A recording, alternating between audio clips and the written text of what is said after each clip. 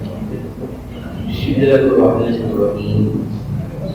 Nabi Mustafa Rasulullah sallallahu alaihi wasallam ma'rufia wa alihi wa sahbihi wa muslimin wa sahabati wa lana salihin wa syai'in wa al-mahdi wa mufassirin wa ilaina wa malaikina wa rijalina wa jinnatina wa a'namina wa a'namina wa akhwalina wa akhwalina والمسلمين والمسلمات والمسلمين والمسلمات والشيخ محمد معروف بن عبد الرحمن وبالكل سيف الشيخ بمحفوظ والشيخ الشيخ عثمان بن حمدان والشيخ سياس الإزار والشيخ الشيخ اسماعيل الشيخ والشيخ محمد والشيخ معروف الشيخ محمد صمد والشيخ محمد شافي الأسد شيء يرفع الجنة وشيء أبي أبوي شيء الجلساء وشيء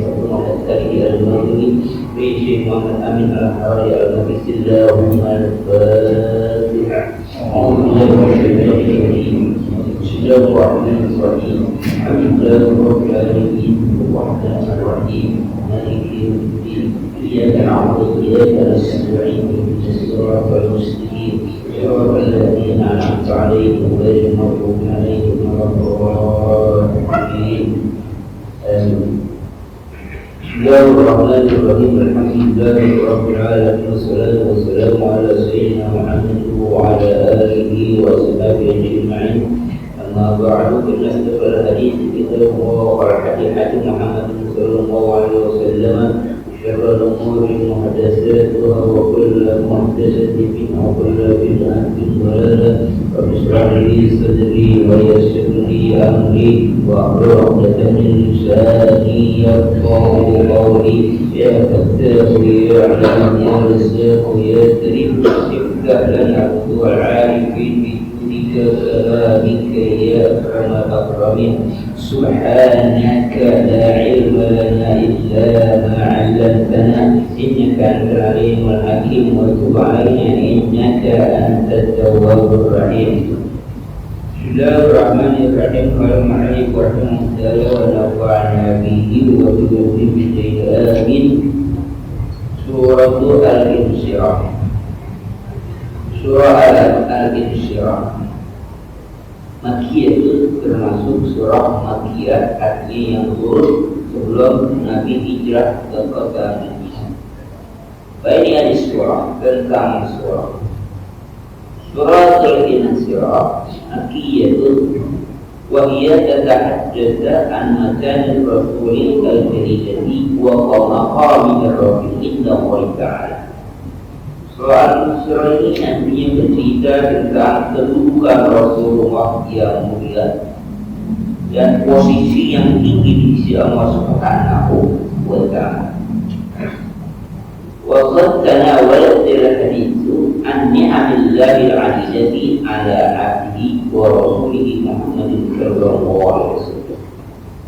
Dan juga bercerita tentang sekitar nikmat-nikmat Allah yang bermacam-macam kepada hambanya dan Rasulnya Nabi Muhammad Sallallahu Alaihi Wasallam. Apa macam nikmat itu yang Allah berikan yang bermacam-macam kepada Rasulullah? Di antaranya wadzalika bisyarti sadrihi bil iman. Di antara nikmat Allah Subhanahu Wa Taala adalah dengan diterangkannya dada Rasulullah Sallallahu Alaihi Wasallam bil iman, dengan keimanan. Apalagi wafat itu kalau ini hikmah wal-ibad dan dengan diteranginya hati Rasulullah hikmah dan ilmu pengetahuan wa tadhirihi min az-zunubi wal awzar dan disucikan dari segala kotoran dan dosa wa kullu dzalika bi qasdi tasliyati Rasulillah sallallahu alaihi wasallam amma yarqahu min adzal jannah. Semua itu dimaksudkan untuk memberikan hiburan pada Rasulullah SAW dari apa yang beliau jumpai dari hal-hal yang menyakitkan dari orang-orang yang zalim. Apalagi wajah ini pada tujuh syarif imamah dan mawabnya anwar dan juga untuk membersihkan pikiran Rasulullah SAW yang mulia dengan apa yang telah berkati dari cahaya-cahaya hati. Maka mengatakan alam nashrah laka sadrak wa wada'na anka wizrak alladzi anqadha sadrak. Jadi kenikmatan yang diberikan Rasulullah SAW dalam bentuk cerahnya hati, terangnya hati, bisa melihat kebenaran, apalagi bersih dari dosa dan sebagainya. Kita harus memahami bahwa segala yang Allah berikan kepada kita bentuk kenikmatan ini kadang Allah jatuh, tapi bentuknya secara fisik ataupun secara non fisik. Contoh sederhana, beberapa daerah saat ini sedang dilanda bencana yang macam-macam. Ada mulai gempa bumi ya, dia Indonesia, tanah longsor, apalagi gunung meletus, banjir, kebakaran, dan banyak macam lagi bencana musibah yang dialami di negeri ini khususnya. Musibah itu macam-macam. Mungkin saja dia bentuknya atau kita menyikapinya sebagai sebuah cobaan bagi, atau juga mungkin sebagai sebuah penghapusan dosa bagi kita, atau juga mungkin dia merupakan akibat perbuatan manusia itu sendiri yang merusak alam seperti itu.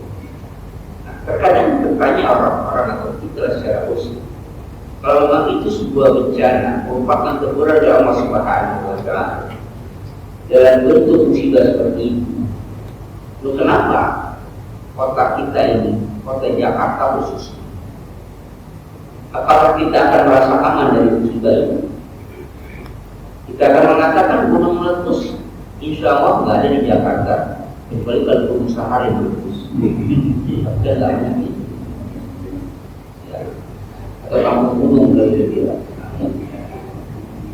Kalau dikatakan kebanjiran, ya insya Allah memang sudah apa? Sudah musim lagi, alhamdulillah.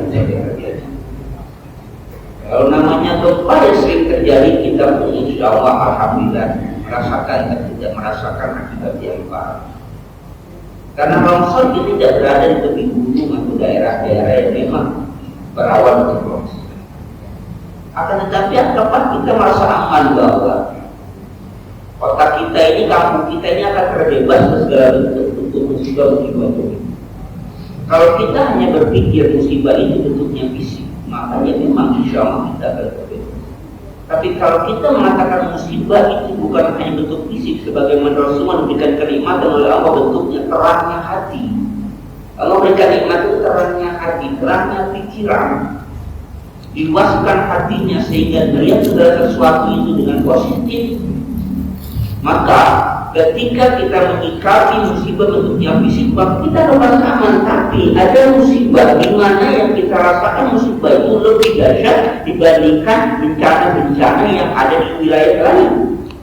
Kalau di luar lain seperti bencana gempa bumi, longsor segala macam, ketika mereka sudah tidak kena musibah, berbondong-bondong saudara-saudara kita dan kita tidak mengumpulkan dana, anggaran segala macam, bahkan dia langsung datang untuk membantu.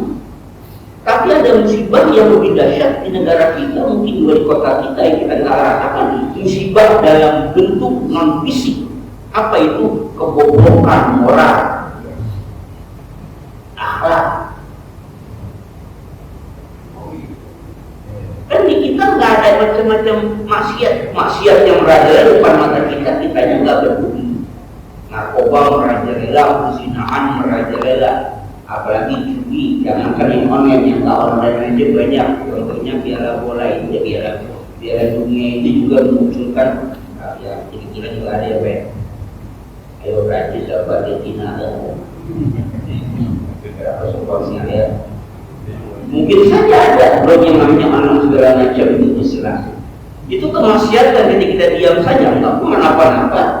Kalau kita aman-aman saja, kalau kita anggap musibah itu bentuknya fisik, tapi kebobrokan moral itu non fisik, itu musibah yang sangat besar. Apalagi kalau musibahnya seperti Rasulullah diberikan nikmat keterangan hati seperti di surah ini. Kalau Allah sudah cabut hati kita dari terangnya hati, Artinya hati kita sudah gelap, nggak bisa melihat kebenaran, kuping kita sudah tuli, nggak bisa mendengar kebenaran, mata kita sudah dibutakan, nggak bisa melihat yang hak, atau mulut kita sudah terkunci, nggak bisa ngomong yang benar.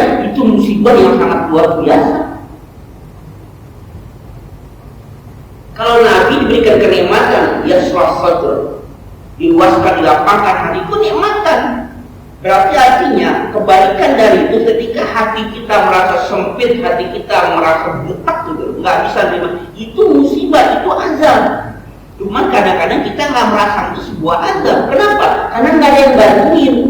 Kalau yang namanya longsor, banyak orang berbondong-bondong ngumpulin harta gitu ya, ngumpulin duit. Kalau hati kita kena musibah ditutup oleh Allah, siapa yang membantuin kita? Itu musibah yang nggak bisa dibantuin. Nah, terkadang kita nggak sadar itu musibah. Kenapa kata-kata itu musibah? Karena ketika Rasulullah diberikan keterangan hati, jelas hatinya, bersih hatinya, sehingga melihat segala sesuatu itu dengan cara positif thinking, artinya ini semua kehendak Allah, itu kenikmatan. Kalau begitu sebaliknya, apabila hati merasa sempit, susah, galau, tidak bisa melihat kebenaran, itu berarti apa? Musibah. Cuman kadang-kadang kita nggak mengatakan itu musibah, nyantai-nyantai aja. Itu musibah yang sangat berat dan lebih parah. Kenapa? Nggak kelihatan dan nggak ada yang bisa bantuin. Ketika hati kita melangkah untuk kebaikan itu berat. Jangan jauh-jauh rumah di samping ngaji untuk mengangkat kaki berjamaah, berat rasanya. Untuk sholat itu berat rasanya. Masukin uang ke kotak amal itu berat rasanya gitu loh. Ngambil uang yang di dompet itu berat rasanya. Jangan dianggap atau jangan dianggap enteng sesuatu yang kita biasa-biasa saja. Itu sudah ciri-ciri musibah yang menimpa kita. Kenapa dulu itu kaki kita enak melangkahkan kaki ke masjid itu? Enak saja ada berkumandang, ayo bergerak ke masjid. Bahkan anak-anak kita itu bawa sarung walaupun nggak namanya itu nggak rapi gitu, bersendang lari ke masjid karena udah ada berkumandang. Setelah itu mereka mengaji bawa Al-Quran ya, enak senang. Setelah sholat maghrib mereka rame-rame baca Al-Quran di masjid, di rumah segala macam. Sekarang apa yang terdengar di kampung kita? Ada nggak anak-anak itu berteriak dengan suara Al-Quran atau ngajar setelah sholat maghrib? Ada nggak sekarang sholat maghrib pada ngapain? Itu musibah. Kalau musibah yang kita katakan hanya bentuknya fisikal, iya, kita nggak merasakan apa-apa.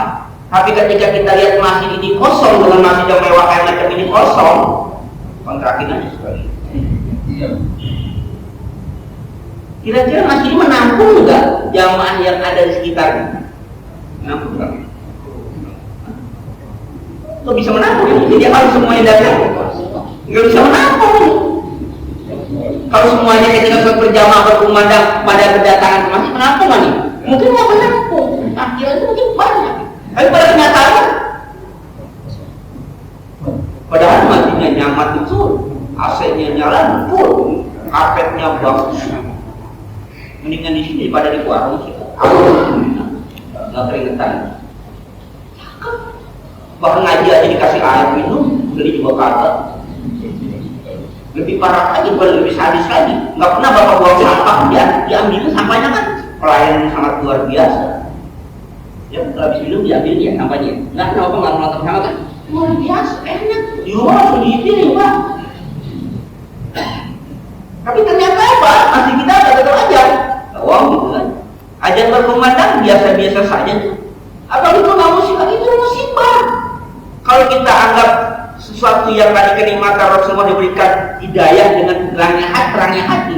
Kalau hati kita bilang itu musibah, tapi kita menganggap yang begitu biasa. Kenapa? Karena udah biasa. Kayak ibarat kata, ketika kita ditanya bagaimana perasaan bapak ketika kebanjiran, harus sebenarnya kebanjiran, biasa. Setiap tahun kebanjiran itu biasa kan? Nggak akan kaget, udah biasa kok kebanjiran.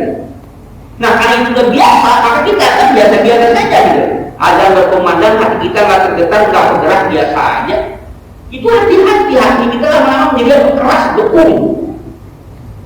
Ada berkumandang biasa-biasa saja, nggak bergerak hati untuk cepat sholat Apakah itu berjamaah atau sendiri di rumah? Enggak, biasa-biasa saja. Itu hati kita sudah beku. Itu musibah. Iya, musibah. Cuma kita nggak anggap itu biasa. Kenapa? Kalau dia biasa, ibarat kata biasa makan cabai pedas, makan pedas apapun ya biasa aja gitu. Karena udah biasa. Hati-hati. Jadi jangan kita anggap atau kita merasa aman, ya kita menganggap kena gempa insya Allah. Mudah-mudahan nggak apa ada yang longsor, nggak ada gunung meletus. Mudah-mudahan insya Allah nggak akan seperti itu. Tapi ada yang lebih besar dari itu. Kita perhatikan berita-berita tiap hari pembunuhan, pencuri, orang gampang main main nyawa itu nggak ada artinya. Nyawa itu nggak ada artinya. Gara-gara senggol aja orang habis itu pakai geng-gengan geng segala macam berantem sana sini. Anak berani membunuh orang tua berani membunuh anaknya, istri berani membantah orang suaminya berani. Masya Allah. Di mana hati nurani itu manusia. Nah, kalau Bapak tanya apa kaitannya dengan ayat yang kita baca itu, kaitannya adalah kalau Nabi diberikan keterangan hati dengan kenikmatan, maka ketika hati kita tertutup itu bukan apa? Azab bagi kita. Ketika kita nggak bisa melihat kebenaran, nggak bisa melihat yang hak, itu azab bagi kita, musibah bagi kita. Pertanyaannya musibah akibat apa? Akibat kemaksiatan. Loh, kita nggak berbuat maksiat, iya, tapi maksiat di depan mata kita nggak mencegah. Mohon maaf, dari sekarang kan bisa tiap hari ada. Ya, saya sih ngikutin alhamdulillah perkembangan pengadilan yang sangat luar biasa, nggak selesai. Ya itu lah. Itu kan ada. Saya nggak ngapa-ngapain. Iya, kamu nggak ngapa-ngapain. Ternyata, tapi ketika ada peristiwa penembakan, kamu ada nggak? Ada. Kamu tahu nggak? Tahu. Kamu sudah ada sebelah sini. Kamu lihat. Kenapa nggak mencegah? Bukan? Ketika dia nggak mencegah, nggak berbuat apa-apa, dia nggak apa-apa. Setuju gitu. Ya kan? Kamu, saya nggak apa. Nembak nggak nembak. Ngomong nggak ngomong. Megangin enggak, ikat enggak. Kamu apa? Ngeliatin. Apa nggak dicegah? Itu kan perbuatan jahat. Saya mana berani. Terkena dia nggak? Dipanggil. Entah hukumannya masing-masing, tapi jelas dia apa? Terlibat di dalamnya. Kenapa terlibat? Dianggap tidak apa? Mencegah kemungkaran. Loh, itu hukum manusia. Itu Allah Subhanahu wa Ta'ala sama. Saya nggak mau buat kemungkaran ya Allah. Iya, tapi di mata kamu di depannya ada kemaksiatan, perzinahan, narkoba, perjudian. Kamu diam aja. Kena nggak? Ya kena. Man ra'a minkum munkaran falyughayyirhu biyadihi, fa illam yastati' fa bilisanihi, fa illam yastati' fa biqalbihi, wa dzalika a'ful iman. Jadi kita terlibat ketika ada kemungkaran, kita diam aja. Biarin dia ini bukan buat lagi. Dia ini bukan. Ya, artinya ya Bapak, Ibu, kita duduk di sini nyaman, enak, adem, ngaji. Kita pun harus berpikir. Kalau kita seorang tua, apa? Gua lagi ngaji, anak boleh ngapain? Gitu. Bini boleh ngapain? Gitu ya. Atau bini yang ngaji, laki boleh ngapain? Anak boleh ngapain? Berpikirlah seperti itu. Yang kita nikmat sendiri, berdoa kita bisa. Kita bertanggung jawab. Nabi kenapa diberikan tasliyah, hiburan? Karena Nabi sedang berjuang menghadapi orang-orang musyrik Mekah yang selalu mencintai Nabi. Maka Allah berikan hiburan. Alam nashrah laka sadrak wa wada'na anka wizrak. Ini hiburan bagi Nabi. Allah jelaskan, walaupun Nabi sedang menghadapi orang-orang kafir pada saat itu, nanti Allah berikan ini tasliyah, maksudnya hiburan.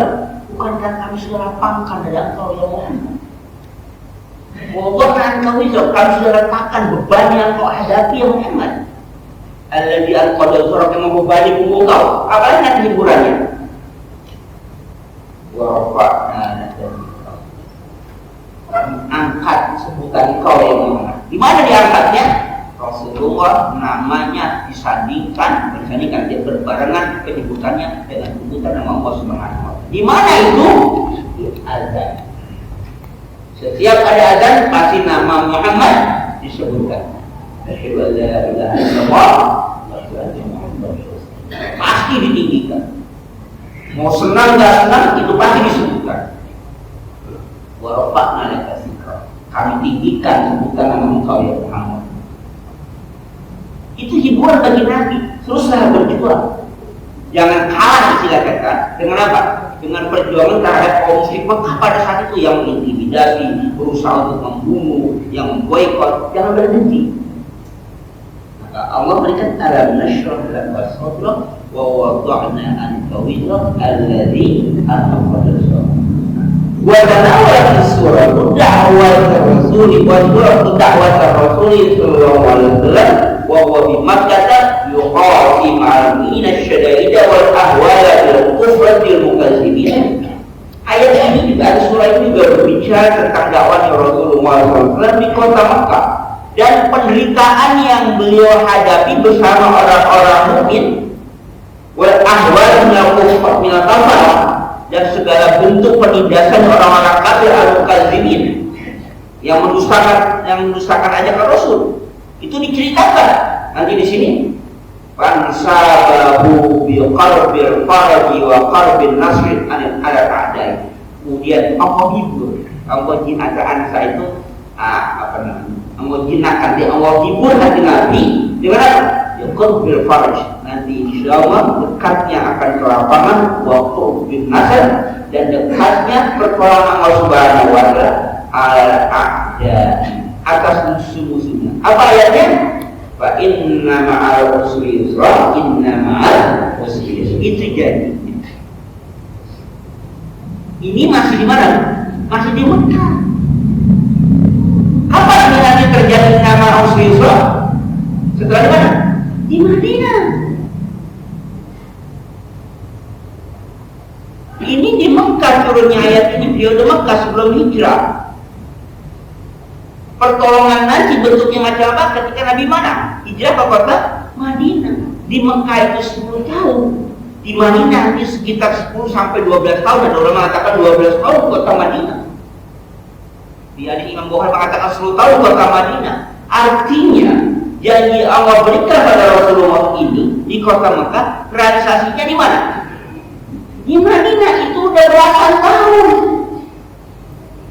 Nabi terus berjuang di kota Mekah sampai terusir, kalau bisa kita katakan ketika hijrah di kota Madinah pun terus berjuang sampai terjadi belasan puluhan pertempuran, perang besar dan perang kecil. Nabi ikut langsung atau enggak langsung itu perjuangan. Tapi kalau Nabi bertanya kapan pertolongannya, Nabi nggak pernah nanya. Kalau dikatakan inna ma'al usri yusra, setelah ada kesulitan akan apa? Akan ada kemudahan. Nabi nggak pernah nanya, ya Allah itu udah susah mulu, kapan mudahnya? Ini udah sakit mulu, kapan apanya? Kapan akan bahagianya? Enggak, itu nggak pernah seperti itu. Kenapa? Karena kebahagiaan yang harus dibagi Nabi adalah ketika mendapatkan kecerahan, mendapatkan jalan untuk bisa melaksanakan amanah Allah untuk menyampaikan risalah. Itu kebahagiaan Nabi. Kebahagiaan itu setelah tuntas selesai, ngapain? Menjalankan risalah ke Rasulullah. Setelah risalah Rasulullah itu berhasil, maka Nabi berbahagia. Kapan terjadinya itu? Al-yawma akmaltu lakum dinakum wa atmamtu alaikum ni'mati wa raditu lakumul Islam dinan. Sempurnalah sudah agama Islam. Tapi kesempurnaan itu adalah akhir dari hidupnya Rasulullah. Kesempurnaan berjuang akhir hidupnya Rasulullah, ajaran Rasulullah. Maka ketika la ja'a sumul fath wa yatanaziluna fi al-fath di sana, Abdullah bin Abbas mengatakan ajar Rasulullah. Ketika bentuk Mekah sudah ditaklukkan, sudah bebas kota Mekah, dikuasai umat Islam, itulah ajar Rasulullah. Kenapa? Misinya sudah selesai. Jadi kalau manusia, kalau kita sudah berhenti berjuang, maka itulah akhir dari hidup kita. Kalau rezeki kita sudah selesai, akhir dari hidup kita. Jadi kenikmatan Rasulullah Rahman itu ketika nggak ditutup, kapan bahagianya dari dulu berjuang terus ini sampai akhir hayat Rasulullah tetap berjuang. Kebahagiaannya kapan? Inna ma'usri yusra. Jadi di sini dari mulai Rasulullah di mana? Di kota Mekah ke kota Madinah belasan tahun kesulitan terus melanda. Tapi Rasulullah pernah nanya, kapan ya Allah? Pertolongannya kapan ini? Mana kemudahannya? Kami terus diintimidasi, kami terus berjuang. Kalau hitung-hitung itu, kalau beberapa pertempuran yang dihadapi oleh Rasulullah, baik itu syariah atau ghazwah. Kalau ghazwah itu artinya pertempuran yang langsung dipimpin oleh Rasulullah, namanya syariah. Syariah itu pasukan yang Rasulullah nggak ikut menjadi panglima perangnya. Rasulullah mengirim pasukan itu nama syariah. Ada syariah, ada ghazwah. Ya, ada syariah, ada ghazwah. Kalau ghazwah itu langsung Rasulullah buat tempur dan menjadi panglimanya. Misalnya perang Uhud, perang Badar, perang Khandaq, itu Rasulullah namanya ghazwah. Ada yang namanya syariah, dikirim saja pasukan. Umar bin Khattab dikirim pasukannya, Mu'adz bin Jabal dikirim pasukannya, bukan Rasulullah ikut. Dan artian mengomandoi dari mana? Dari kota. Itu puluhan kali, Pak. Kalau kita hitung, dalam pengertian kita hitung itu, kalau bagi rata-rata, kalau Rasulullah itu di kota Madinah 10 tahun, ya 10 tahun, itu bisa jadi pertempuran aja tiap bulan gitu. Baik yang kecil maupun yang besar. Karena puluhan kali. Tapi ada yang kecil-kecil sampai 80, yang kecil ya, sampai 80 kali. Ada yang besar-besar 20 kali. Kalau 20 kali aja berarti apa? Setahun cuma berapa? 2 kali perang. Pernah Pak 20 kali perang setahun ini. Kalau setahun 20 kali perang, nggak sempat ngapa-ngapain Pak. Perang namanya perang nggak kayak perang zaman sekarang kan? Perangnya berjalan berbulan-bulan susah gitu. Maka dalam perjalanan perang itu sampai pada sahabat apa? Yang minta untuk apa? Untuk azan. Ya, untuk azan itu dalam pengertian ini bahwa mereka kan diizinkan untuk mut'ah, itu kawin kontrak. Karena lama perjalanan, akhirnya apa? Karena mereka rindu dengan istri tapi enggak, istri kan di rumah enggak ikut, boleh enggak? Ada namanya mut'ah, dulu dibolehkan mereka itu kawin kontrak. Bukan kawin kontrakan, Pak, kawin kontrak beda. Sekarang kalau dikontrakan, jadi kawin berapa waktunya di sini tinggal sebulan, ya udah kawin nikah sah, sebulan balik lagi. Cuman mereka nggak mau punya beban nanti yang istrinya yang habisnya apa namanya hamil gitu ya, nggak mau hamil bagaimana? Akhirnya mereka izin untuk azar, namanya azar. Apa itu azar? Azar itu mengeluarkan air mani di luar panusnya perempuan. Jadi ketika air mani memancar, itu singkong dicabut. Jadi keluarnya apa? Keluar. Supaya apa? Enggak hamil. Niatnya begitu. Kata Nabi, emang apa begitu? Biar enggak apa? Biar enggak hamil Rasulullah. Kata Rasulullah, kamu mau azar enggak azar kalau mau takdirkan jadi. Kamu mau cabut enggak dicabut kalau mau takdirkan jadi apa? Jadi, kata Rasulullah, sekalipun kau tahu taruh air mani di atas batu hitam, lalu terus kena sinar matahari yang panas, kamu takdirkan jadi. Nah, itu Allah Subhanahu Wa Taala. Coba kita bayangkan, kalau kita lihat saudara kita ya, tinggalnya di rumah pun, ini bubuk ya, harus Pak. Kalau yang merah saya dapat pembuangan sampah tinggal di kolong di batas, kita lihat anaknya kecil banget, yang digendong lain, yang susuin lain, itu yang lagi main ada kecil banget tuh anak, mungkin beda cuma setahun lagi. Padahal tinggal di mana? Di rumah kubu itu bisa punya anak banyak banget Pak. Padahal tinggal di kubu kayak macam itu, mungkin sekali kolek jadi dari Tapi ada juga yang menikah luar biasa di hotel berbintang itu kan hampir miliaran, honeymoonnya pun keluar negeri, rumahnya pun mewah, amat ber AC gitu kan, mungkin setiap malam bisa dikerjain.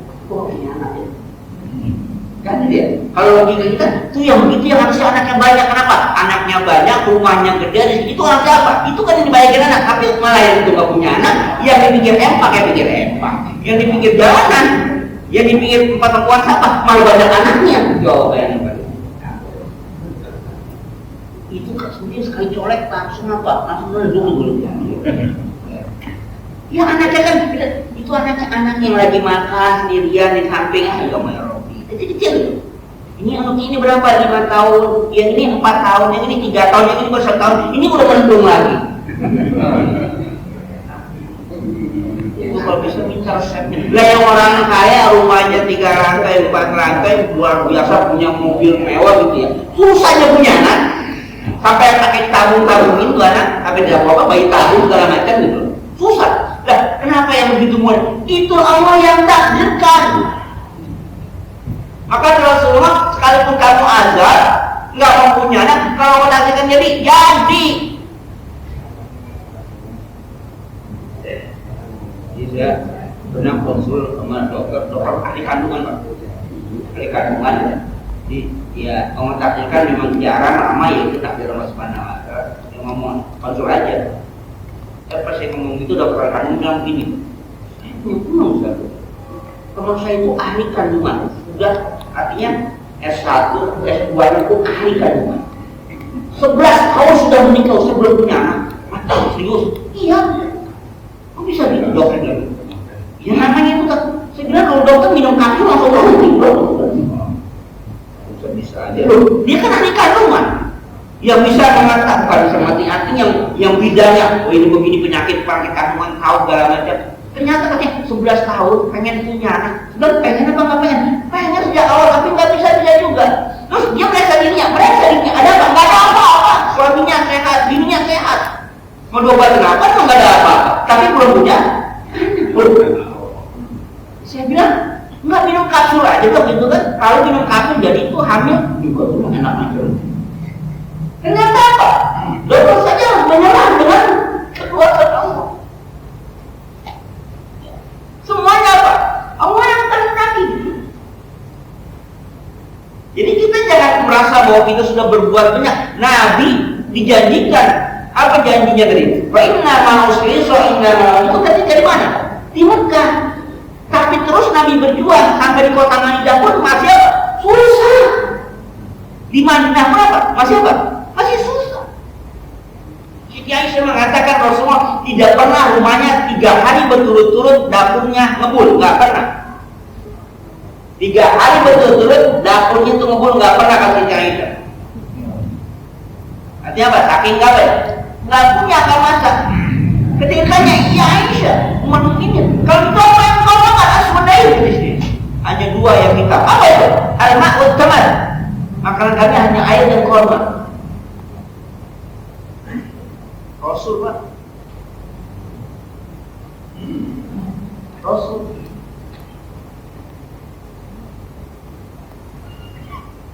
Tapi yang menjanjikan inna ma'usri iya. Jadi kita bahasa kasar itu ngototnya kita pada Allah Subhanahu wa taala seolah sudah berbuat banyak ibadah kita sudah luar biasa. Siang kita puasa, malam kita tahajud, sudah semua yang kita lakukan. Oh hidup gua begini aja. Allah mengatakan inna ma'usri yusra, kalau apabila bersama susah akan ada kemudahan. Tapi di mana kemudahan? Tergantung pikiran kita. Maka kita bercermin pada kasus Rasulullah. Rasul nggak pernah menagih janji Allah mana? Katanya udah susah akan ada apa? Akan ada kebahagiaan kemudahan dan usia terus nggak begitu. Nggak begitu yang Rasulullah inginkan. Kenapa? Kalau memang sudah ada kemudahan itu ada pada waktunya, maka selesai tugas Rasulullah. Kenapa? Karena misi Rasulullah adalah apa? Untuk menyampaikan kepada Allah. Kalau misinya selesai, itu kebahagiaan, maka selesai dengan misinya. Dicabut oleh Allah Subhanahu wa taala. Itulah kemudian Abu Bakar As-Siddiq menangis ketika ayat Quran al-yauma akmaltu lakum dinakum. Para berbahagia, Abu Bakar As-Siddiq menangis. Jadi ayat inna ma'usri yusra itu prosesnya panjang. Enggak seperti membalikkan telapak tangan, kemarin susah langsung dibahagia, enggak begitu. Wa qala bitadbiri al-Mustafa sallallahu alaihi wasallam biwajib tafarruqi li ibadatillah wa la ibtihali min tablighi risalati. syukranillah ala ma'ulahu minan ni'amil jajati. Wa idza faragta fansab wa ila rabbika farghab. Ayat ini apa? Surah ini ditutup dengan tadzkir, memperingatkan pada Rasulullah SAW diwajib tafarruq ibadatillah. Dengan apa? Dengan konsentrasi, fokus untuk berusaha beribadah pada Allah Taala. Ba'da intihai min tablighisa, setelah berusaha untuk menyampaikan risalah. Jadi kalau tugas kita sudah laksanakan, faida faragta fansab, sudah kerjaan ini sudah selesai, kita kerjakan yang lain, wa ila rabbika farghab, maka hanya kepada Tuhan kau berharap. Jadi jangan menghayal-hayal lagi. Kalau tugas kita sudah kerjakan, ya sudah. Idza faragta, selesai ini. Jadi apa yang sudah bagi Rasul? Selesai risalahnya disampaikan, Rasulullah hanya menyampaikan, berdakwah selesai. Urusan nanti beriman nggak beriman bukan urusan Rasul. Innaka tahdiman ahbabta walakinna wa ayati man yasha. Kamu nggak akan bisa berikan petunjuk pada orang yang kamu kehendaki. Nabi pengen orang masuk Islam, nggak bisa. Allah bertanya, tugas Nabi ngapain? Nyampaikan. Tabligh berisalah. Sudah disampaikan, sudah diajarkan, sudah selesai tugasnya. Mereka beriman gak beriman bukan tugas Nabi. Itu Allah yang punya kehendak. Maka wa ila rabbika farghab, berharap pada Allah Subhanahu wa taala. Kita mencari rezeki, kita berusaha dengan segala macam kekuatan kita punya, kemampuan kita berusaha mencari rezeki. Itu kewajiban kita, anak istri. Bukan menjadi orang kaya. Kita disuruh berusaha mencari rezeki, nafkahi anak dan istri, itu kewajiban kita. Bukan diperintahkan untuk menjadi orang kaya. Kalau diperintahkan menjadi orang kaya, jadi koruptor aja dan cepat kayanya. Atau kalau enggak, miara tuyul. Karena diperintahkan kita berusaha aja berkayanya. Kekayaannya apa tentukan. Kita diwajibkan menuntut ilmu, ngaji, bukan pinternya. Gua ngaji dulu gak pinter-pinter, udah gua ngaji emang belum dari dulu itu mana kalau begitu. Yang kewajiban kita apa ya? Ngajinya. Pinternya Allah yang berikan. Kalau ngaji aja enggak mau pinter, dari mana rumusnya? Jadi Nabi itu diperintahkan berdakwah sampai ke risalah. Urusan beriman gak beriman bukan urusan kalian Muhammad. Fa iza faragta fansab wa ila rabbika farghab. Udah selesai, kamu sampaikan dakwah, ajarin umat, ajarin ajaran yang benar, udah selesai. Itu tugas Nabi. Mengislamkannya bukan tugas Nabi. Allah yang berikan petunjuk atau enggak? Sama, semua juga begitu. Tugas seorang guru ngajarin. Apakah karena seorang guru ngajarin anak yang pintar? Belum tentu. Yang memintakan bukan sang guru. Guru hanya kewajiban apa ya? Ngajarin, mendidik. Berharaplah pada idza faragta wa ila rabbika farghab. Berharap pada Allah supaya kita ajarkan anak-anak didik kita menjadi anak yang soleh, yang solihah, yang pintar. Itu tugas kita berharap. Gurunya dulu saya baru mulai ngajar guru kalau mau ngajar suruh puasa Pak, ini suruh puasa Al-Quran ditinggali tahajud baca Quran doa itu murid. Saya bilang kok murid yang belajar sama saya apa saya jadi ribet? Suruh puasa saya. Kalau mau ngajar, ya harus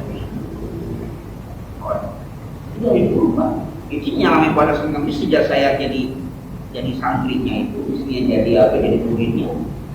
Murid kemah, murid dia suruh puasa dia sejak ngaji mau beliau saya kami semua. Makanya yang namanya ngaji terus dan tidur kan.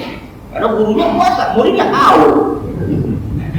Gurunya puasa Senin Kemis, muridnya akan terus. Jangankan di Indonesia Pak, sampai di sana ikut bareng sama beliau haji, bareng sama beliau ya kan di Arab panas Pak, yang naik buat seneng duit, disuruh terus kan malah ditinggalin. Apa buktinya? Malam-malam dibangunin. Apa? Di telepon teleponnya di beliau itu bering. Sahur belum? Seperti jadi sahur.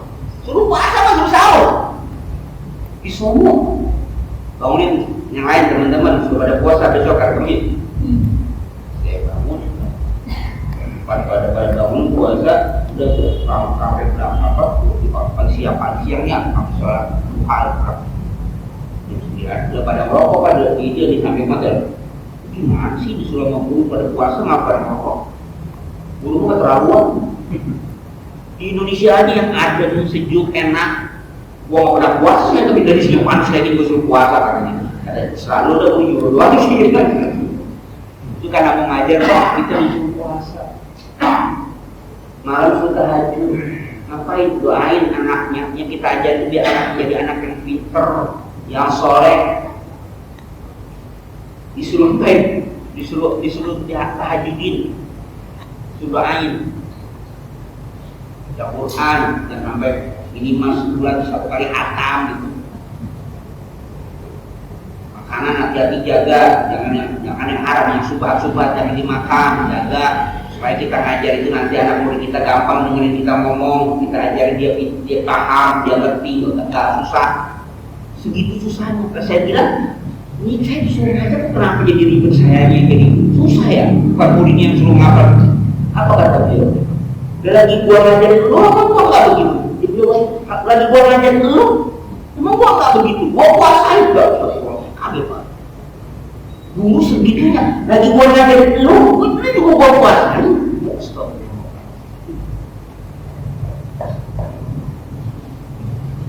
Ya gua tahajudin, minta supaya gampang ngapal, kuat hafalannya. Jadi anak bisa ngomongin, minta.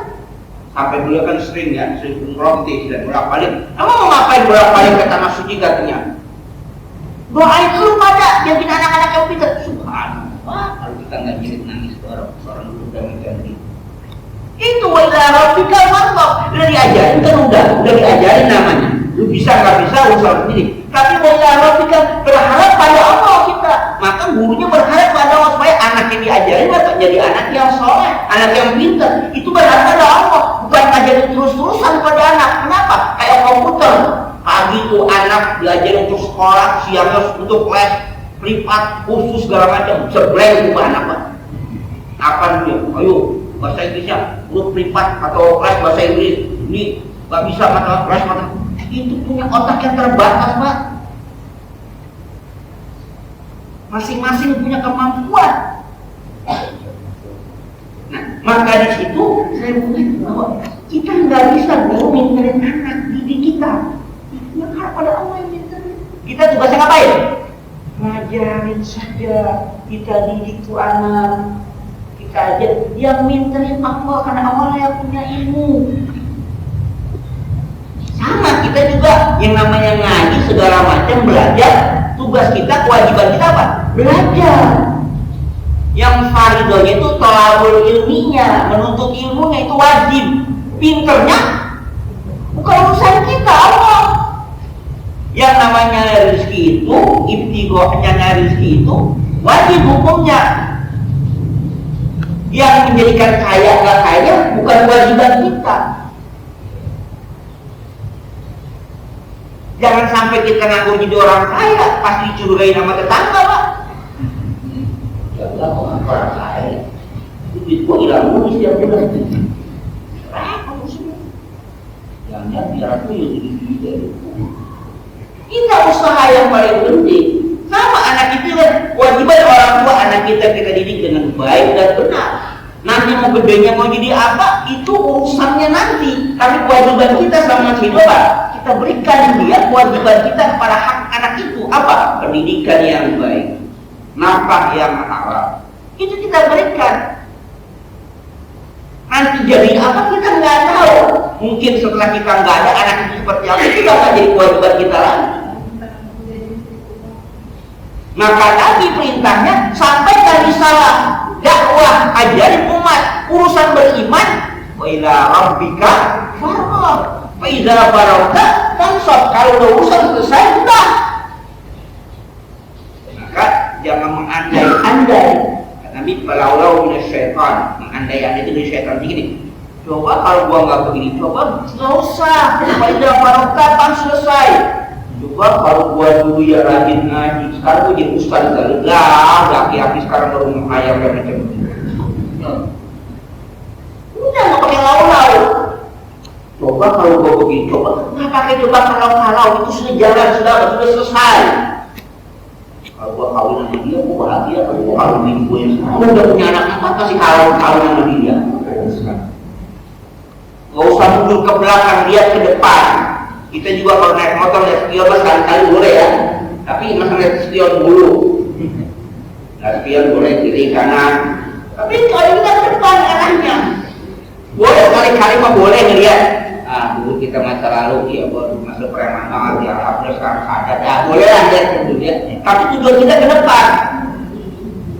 Lihat dulu ya gua masih juga namanya kalau jam segini masih piaran. Karena alhamdulillah terus itu kita ke depan, tapi mengingat masa lalu ya boleh saja untuk tazkirah peringatan kita untuk masa depan.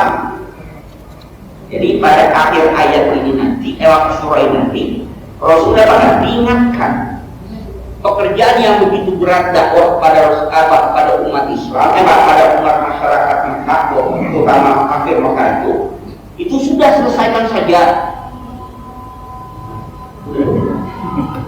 Belum itu ya, itu udah peringatan dikit-dikit dulu ya, harusnya ya. Jadi itu peringatan saja.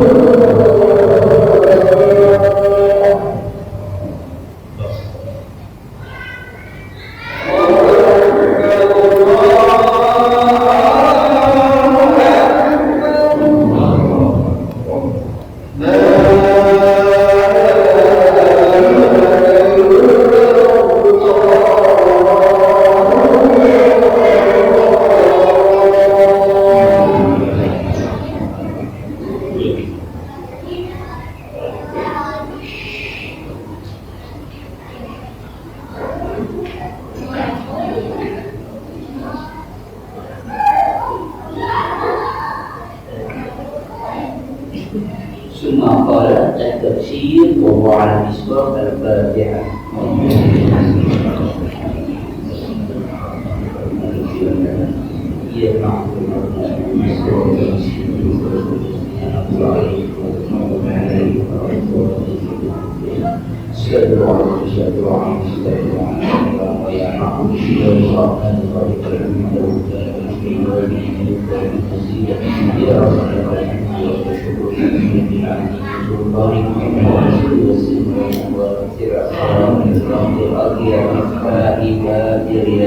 سيدنا محمد المختار وأتبع العادات ونفعنا من علمنا وعلمنا ما ينفعنا وارزقنا علما ينفعنا وزدنا علما ينفعنا وبهذا نعوذ بالله من هلكنا وارزقنا علما نافعا وفهما زكيا عملا قبلا قلبا منورا وإنسانا ذاكرا قلوبا حسنا جميلا رزقا كثيرا واسعا حالا طيبا مباركا فيه أولادا صالحا فقيها عريفا أديبا عالما توفيقا حسنا جميلا برحمتك يا ارحم الراحمين. اللهم أرنا الحق حقا واتبعه وأرنا الباطل باطلا وارزقنا اجتنابه. اللهم اجعلنا حاجة معهما وتفرقنا من بعده تفرقا معصوما وسلم قلوبنا على محبة رسول الله واستقنا سنة رسول الله وتوفنا على ملة رسول الله وارسلنا في زمرة الناجية وسبيل المؤمنين. اللهم نسألك حبك حب ما يحبك حب ما يقرب إلى حبك. اللهم اجعل حبك حب إلينا من الماء وإلى السماء وتقبل منا إنك أنت السميع العليم وإنك أنت التواب آتنا في الدنيا حسنة وفي الآخرة حسنة وقنا عذاب النار. صلى الله على سيدنا محمد النبي الأمي وآله وصحبه وسلم. سبحان ربك رب العزة عما يصفون وسلام على المرسلين والحمد لله رب العالمين.